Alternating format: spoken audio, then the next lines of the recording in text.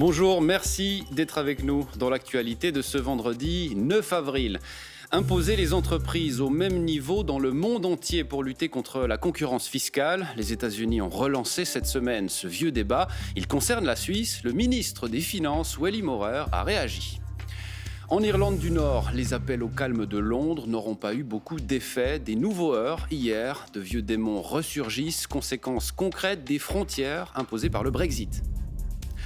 Nous irons à Neuchâtel, où la relève politique s'organise. La jeunesse semble prête et motivée à prendre les rênes du pouvoir, mais elle doit d'abord aiguiser ses armes. Notre reportage.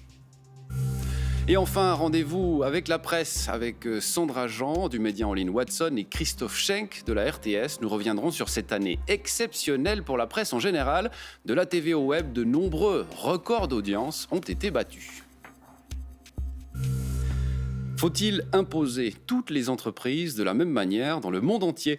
La secrétaire d'État américaine au Trésor a relancé cette semaine les discussions au niveau mondial. L'idée ne fait pas l'unanimité en Suisse. Ce dossier traîne même depuis plus d'une décennie, mais il est remonté en haut de la pile du ministre des Finances, Wally Maurer, tempère. Estelle Braconnier.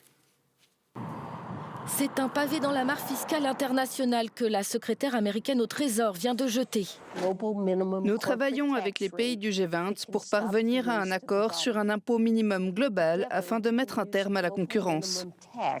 Réformer la fiscalité des entreprises, une mission confiée il y a 10 ans à l'OCDE, l'Organisation de coopération et de développement économique, qui n'a abouti à aucun accord. Aujourd'hui, on rouvre le dossier avec une nouvelle exigence, celle d'un taux plancher dont il faut déterminer le pourcentage. Il y a deux débats. Il y a un débat qui s'inscrit dans le cadre de l'évolution de la fiscalité américaine, dont on a parlé à ce stade, et qui rejoint l'évolution internationale, c'est-à-dire les travaux de l'OCDE. Mais là, vous avez plus de 130 pays qui doivent se mettre d'accord. Autant de pays qui ont des marchés économiques de taille différente, qui doivent s'accorder alors qu'ils ont tous des intérêts divergents, à commencer par la Suisse, très compétitive en matière de taux d'imposition. Mais le ministre des Finances estime que ce ne sera pas un problème. Si ce taux d'imposition minimal des entreprises s'applique vraiment dans le monde entier, la Suisse pourra le supporter. Nous n'aurons plus cet avantage fiscal, mais nous avons une population avec un très bon niveau de formation, une monnaie forte, un faible niveau d'endettement. Nous aurons donc toujours de bonnes cartes. La réforme internationale de l'impôt sur les entreprises revient donc une fois de plus sur la table des négociations. Prochaine étape et espoir d'un accord, le sommet du G20 en octobre prochain. En Irlande du Nord, les tensions sont vives depuis plusieurs jours. Des jeunes unionistes favorables au maintien dans le Royaume-Uni s'en prennent à la police. Conséquence du Brexit, il a ravivé des plaies à peine cicatrisées du conflit nord-irlandais. Les autorités appellent au calme. Tristan Dessert. Des scènes que l'Irlande avait oubliées, mais qui ravivent de douloureux souvenirs. Depuis une dizaine de jours, à Belfast ou Londonderry, des groupes de jeunes s'en prennent à la police. Des émeutes qui ont principalement lieu dans les quartiers unionistes, partisans du maintien de l'Irlande du Nord au sein du Royaume-Uni. La raison de la colère, essentiellement les conséquences du Brexit. La question nord-irlandaise avait été l'un des enjeux des négociations. Pour éviter une frontière terrestre entre les deux Irlandes, des contrôles douaniers ont été mis en place pour le commerce entre l'Irlande du Nord et le reste du Royaume-Uni. Pour les unionistes, majoritairement favorables au Brexit, c'est une trahison et une menace. Le processus de paix en Irlande du Nord repose sur un équilibre prudent entre la Grande-Bretagne et l'Irlande, avec l'Irlande du Nord étant à la fois britannique et irlandaise, donc partie de l'Union européenne. Et tout cela a été bousculé par le Brexit, qui a été un élément perturbateur et une source d'inquiétude. Les tensions sont aussi exacerbées par le contexte de crise économique et sanitaire. À Londres et à Belfast, les responsables politiques de tous les camps ont lancé des appels au calme et à la négociation. Je pense que nous devons travailler ensemble en tant que gouvernement, en tant qu'assemblée, en tant que dirigeants. Nous devons le dire clairement, il y a de la place pour tout le monde autour de la table de discussion, mais il n'y a pas de place pour les groupes criminels. Pour la police nord-irlandaise, il s'agit des pires émeutes depuis des années.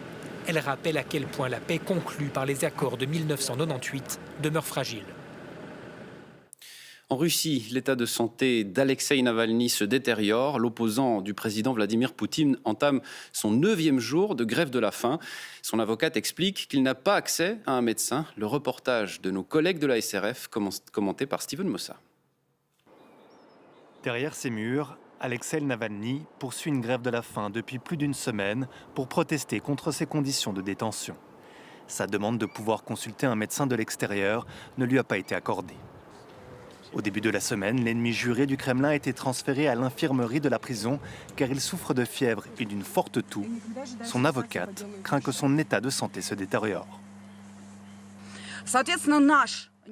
Nous avons consulté un neurologue. Il nous a clairement dit que le traitement que Navalny reçoit en prison est totalement inefficace et pourrait même conduire à une aggravation de son état. Un groupe de médecins proches de l'opposant s'est rendu cette semaine à l'extérieur de la prison pour réclamer des informations sur son état de santé. En vain, ils exigent qu'il soit transféré dans un hôpital.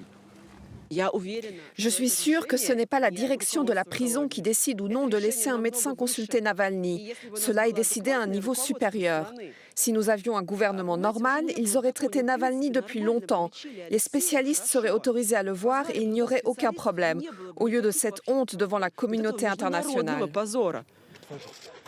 Après sa déclaration, la médecin personnelle d'Alexeï Navalny a été arrêtée par la police pour ensuite être relâchée.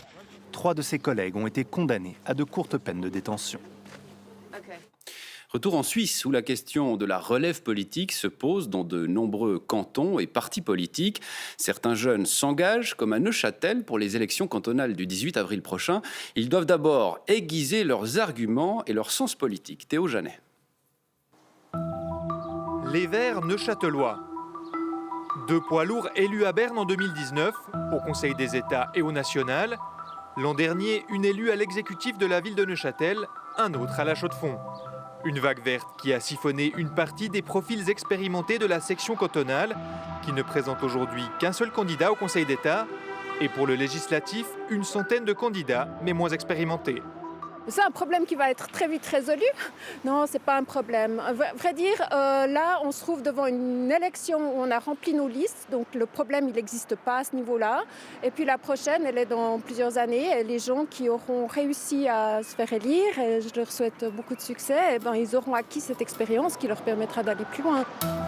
De l'autre côté de l'échiquier politique, l'UDC. Une section cantonale qui se dit elle-même en pleine reconstruction, seuls 22 têtes dans la course aux législatives et à l'exécutif, un seul candidat. Il y a certains trous, mais rien n'empêche de montrer que la future dynamique qu'on a dans les 4 prochaines années va nous faire revenir des membres expérimentés, eux, qui se sont mis un peu en retrait ces dernières années et qui pourraient très bien revenir, compléter, renforcer et être de futurs conseillers d'État. Côté PLR, entre les 2 candidats sortants, la relève se fait une place. Mais pour des profils plus novices en politique, encore faudra-t-il compenser la prime au sortant. Il y a de la place pour la relève au PLR ? Bien sûr qu'il y a de la place, alors que ce soit au Parlement actuellement, au gouvernement, mais aussi dans les partis, avec beaucoup de jeunes candidats qui commencent à s'engager et qui vont finalement être l'avenir du parti PLR. On l'aura compris, pour l'avenir de la politique neuchâteloise, ces 3 partis ont la même stratégie. Une section jeune qui est très très dynamique. On a une section jeune qui fonctionne très bien. C'est d'avoir une équipe de jeunes. Un peu plus au nord, dans le Jura, la nouvelle patinoire de Porrentruy reçoit le label Bois Suisse. L'ouvrage, inauguré l'année passée, est composé à presque 95% de bois local, quasiment 1600 mètres cubes.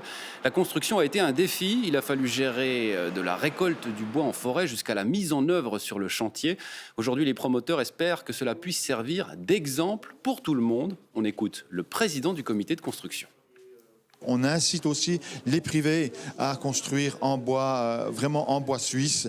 Et puis bien sûr, si c'est possible, en bois local, mais en tout cas, utiliser le bois suisse. On voit qu'aujourd'hui, le bois reprend de la valeur sur le marché et on sent qu'il y a aussi une forte demande par rapport à ça.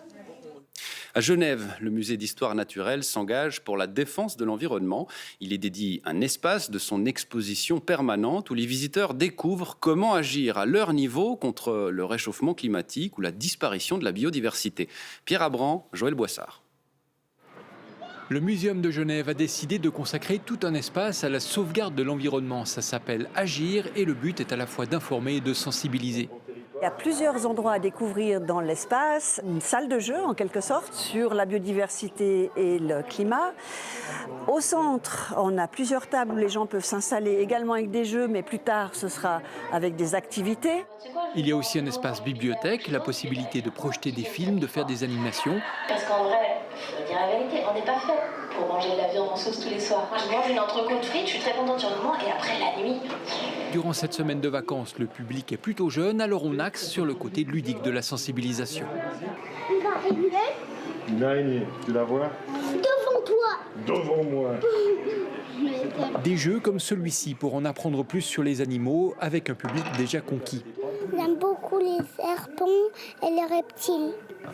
Moi, ce que j'aime pas, c'est que des fois, les chasseurs tuent les animaux pour en faire de la viande.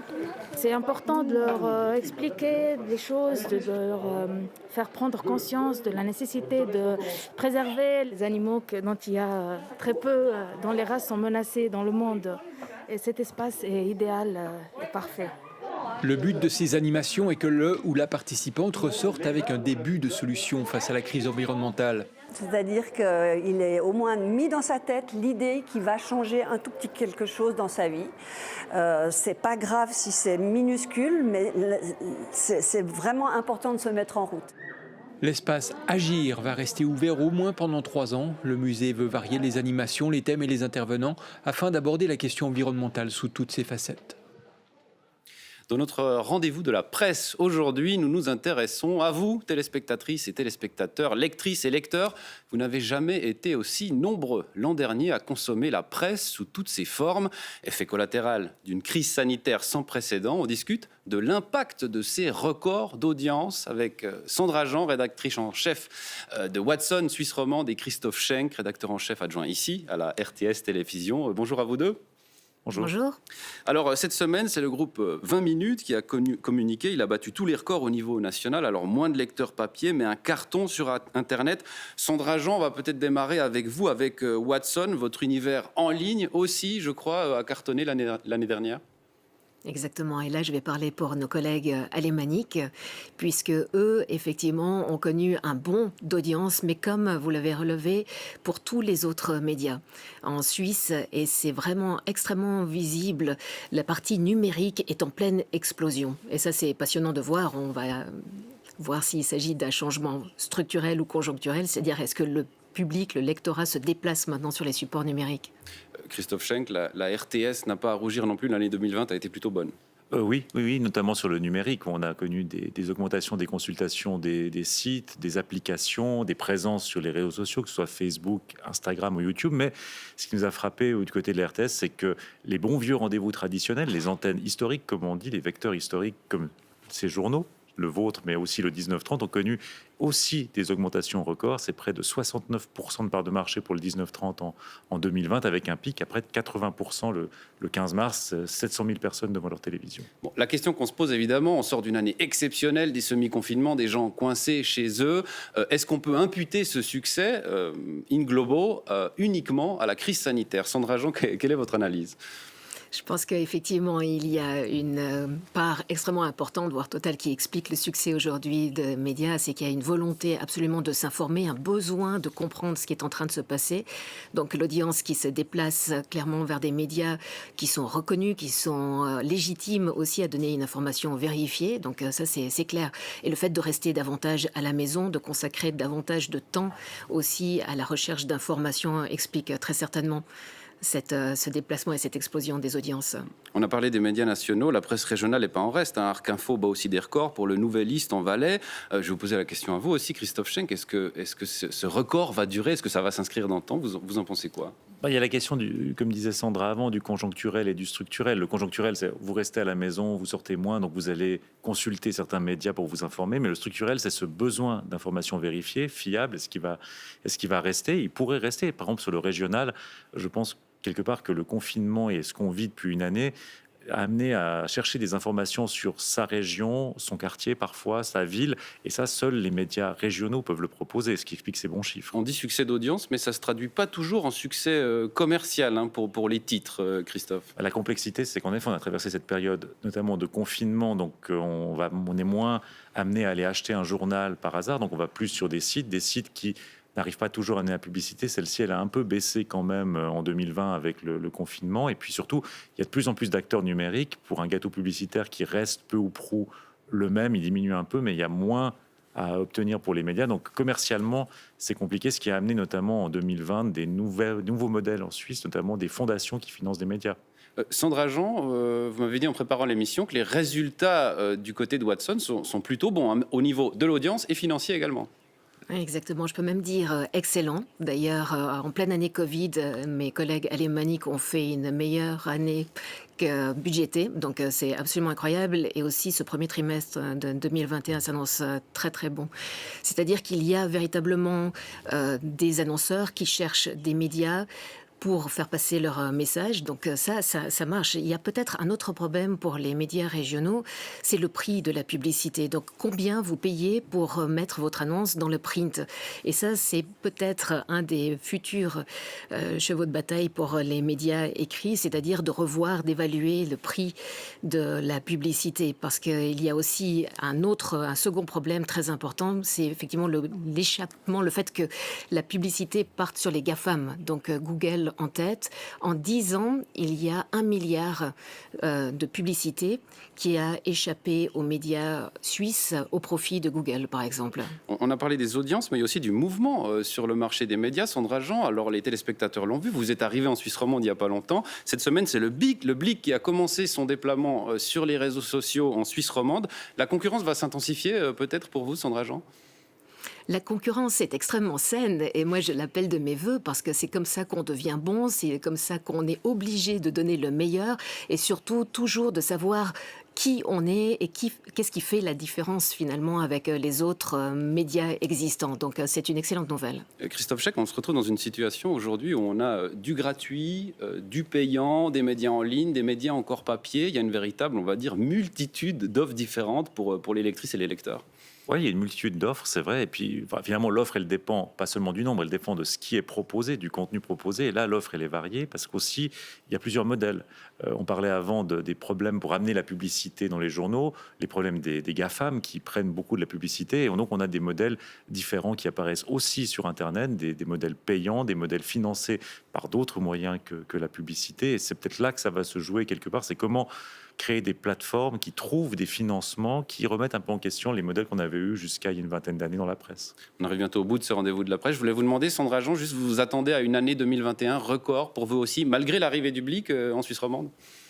Ah oui, c'est ce que nous souhaitons. C'est des objectifs déjà qui ont été atteints pour ce premier mois et demi de vie sur Watson Actu. Donc visiblement, il y a une envie de découvrir et de revenir régulièrement. C'est ce que nous prouvent les chiffres. Donc on touche du bois et on va donner le meilleur pour convaincre les romans et romandes de nous lire, de nous écouter, de nous regarder et de participer avec eux à cette vie passionnante. Et de regarder aussi la RTS. Merci beaucoup Sandra Jean, rédactrice en chef de Watson pour la Suisse romande, Christophe Schecks, rédacteur en chef adjoint ici à la télévision. Bonne journée à vous deux.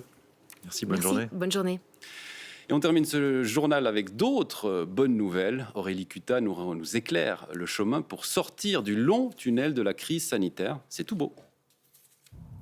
Ça, c'est ma tête quand je perds un petit peu espoir. Et ça, c'est ma tête quand je me souviens que j'ai une technique imparable pour soigner ce genre de moment. Ma technique, c'est de faire le tour rapido presto de ce qui pourrait être pire. Ah, cette semaine, j'étais servie. J'aurais pu être Navalny qui n'a rien mangé depuis le mois de mars, ou encore lui, Paul Bocuse, cuistot émérite qui a fini cette semaine en forme de pèse géant. C'est l'œuvre d'un artiste lyonnais, Nicolas Villon. Ou alors pire, je pourrais être lui, Carlos Mayorga, ce Mexicain qui a commencé sa campagne politique dans un cercueil et qui a failli être laissé tomber par ses collaborateurs. Peace. C'est qui, elle? Ah oui, c'est vrai, j'aurais aussi pu être elle, un jeune génie des sciences. C'est vrai.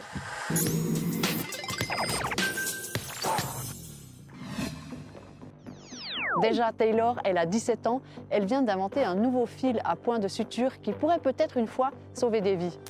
Alors, le concept est simple. C'est un fil classique, coloré avec du jus de betterave. Et s'il y a infection dans la plaie, le fil change de couleur. Et ça, c'est possible grâce à la réaction entre le jus de betterave et le pH, un pH qui peut augmenter jusqu'à 9 s'il y a une infection chirurgicale. Alors, grâce à ça, elle a été nommée au Regeneration Science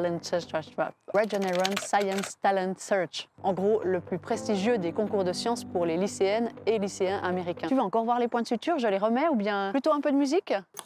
Ok, de la musique.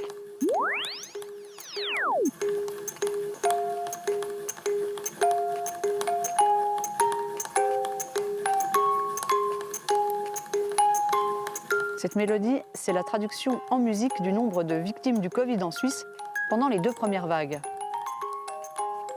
C'est l'œuvre d'un data journaliste suisse-allemand, un journaliste qui travaille avec les données. Il s'appelle Simon Huviller. Normalement, il travaille pour le Tagesanzeiger. Une manière pour lui de ressentir la pandémie en entier, qui n'est pas facile à visualiser si on n'est pas touché de près. Un petit conseil pour rester en santé, écoutez le bruit de la nature. Une étude de l'université de Carleton au Canada s'est intéressée aux bienfaits des sons naturels sur l'organisme, c'est-à-dire des sons qui ne sont pas fabriqués par l'être humain. Normalement, ce genre d'étude se construit de manière inverse et s'intéresse plutôt aux méfaits et aux dégâts sur l'organisme de sons comme celui-là, comme celui-là, comme celui-là, comme celui-là et comme tant d'autres. L'enquête synthétise des dizaines d'études dans le domaine et le résultat est que si on écoute des bruits naturels, on améliore notre état de santé général de 184% et on diminue le stress de 28%. Arthur, monte un peu le son. Oh, toute cette nature.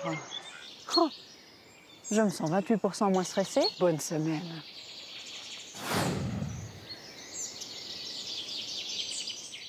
C'est la fin de ce journal, merci de l'avoir suivi. À 19h, Couleur locale nous emmène dans les bains de Saillon et de Lavey. À 19h30, vous retrouverez Jennifer Covo pour la suite de l'actualité. Mais tout de suite, c'est la météo de Nathalie Sbaï. Bon après-midi et à bientôt.